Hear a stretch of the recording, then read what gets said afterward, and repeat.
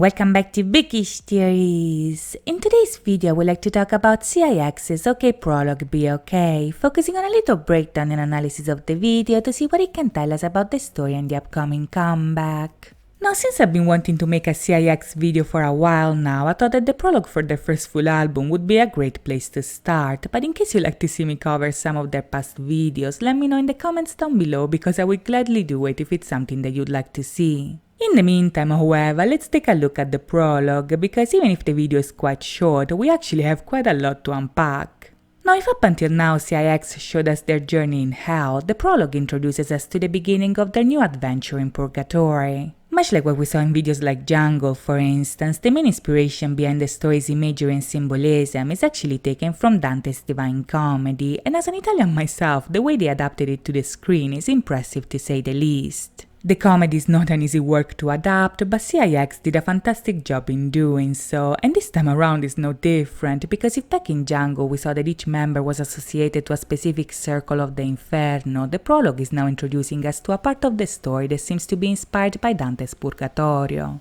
Much like what we see in the video, for instance, Dante portrays Purgatory as a mountain set on an island in the middle of the sea that is actually located in the southern hemisphere. In the story, Dante arrives to Purgatory after ascending from hell at the end of the Inferno, and much like what we see in the video, the poet witnesses the souls arriving to this island on a boat that is controlled by an angel. Now, in the poem, this angel is called Angelo Nocchiero, and since Purgatory is a place where souls go in order to atone their sins before getting to heaven, this angel is in charge of deciding who deserves to board the boat and when it's the right time for them to do so. In the poem, the angel goes back and forth between the island and the mouth of the Tiber, which is the river that goes through Rome, as well as the location where the penitents await for their judgment. Now, if you're familiar with the Divine Comedy, this angel is a figure that usually acts as a counterpart to Charon, which in turn is the ferryman that leads the souls of the damned to hell. This is a character that actually appeared back in Jungle, portrayed as the Grim Reaper that introduced us to the boy's journey in the Inferno, but in comparison to this figure, who is ruthless and mean-spirited, the angel is a divine messenger that works for heaven and is rightful and just because of that.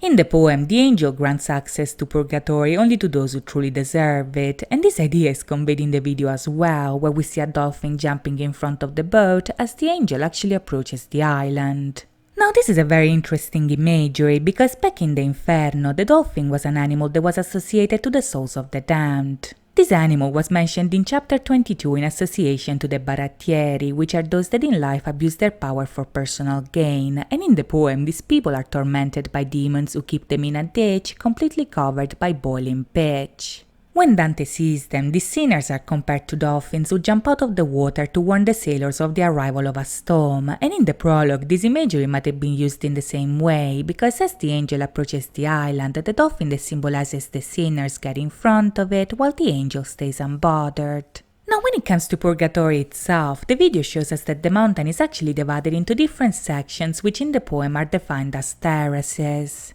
The shore and the bottom layers are called Anti-Purgatory, the 7 terraces in the middle represent the 7 deadly sins, while the summit of the mountain is the location of the Garden of Eden, which is a place that eventually allows the souls to ascend to heaven. When the penitents arrive to the shore, they are assigned to a specific terrace according to the sins that they committed in life, and the souls have to face different punishments while they climb the mountain on their way to redemption. In the poem, the penitents can only climb during the day because the sun is a symbol of God's light, and their progress is only valuable if it's made through divine grace. But in contrast to hell, where the sinners can never leave their circles, the penitents can actually leave whenever they want, but can only prove their virtue if they leave at the right time. Once this task is accomplished, the souls can finally ascend to heaven, but as you can imagine, getting there is easier said than done, and in the poem, Dante meets many characters, each of which deals with their own specific sin. Now, in the video, the members that are undergoing Dante's journey do not appear physically on screen, but in their place, we actually see a black odd-eyed cat.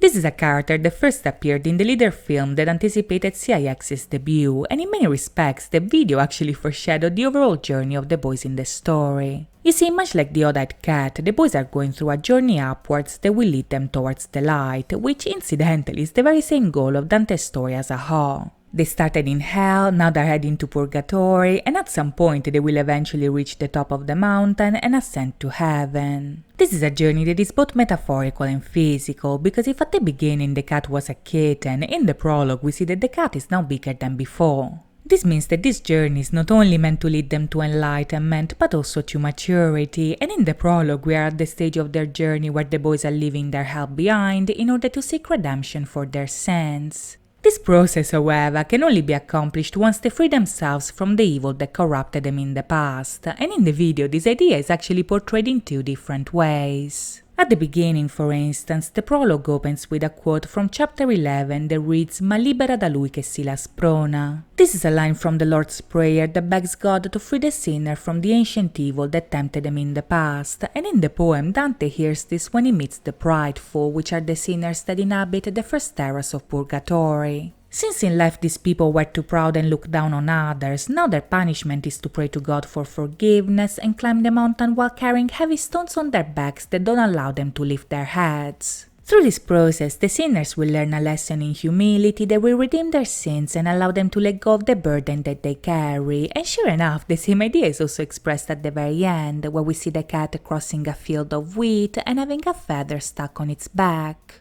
Now this imagery is actually very telling, because if on the one hand the feather might be a reference to the punishment of the prideful, on the other it can also be a reference to chapter 19, when in the terrace of the greedy, sin is compared to a weight so heavy that all the others seem like a feather. All in all, this might be an indication that the journey that will be portrayed in this comeback will revolve around them seeking redemption and letting go of the pain and struggles that led them to damnation in the past, but to know how things will play out, we'll have to wait and see. In the meantime, I hope you guys enjoyed this video, and if you did, please think about liking and subscribing. As always, thank you so much for watching, guys. I'll see you next time. Bye bye!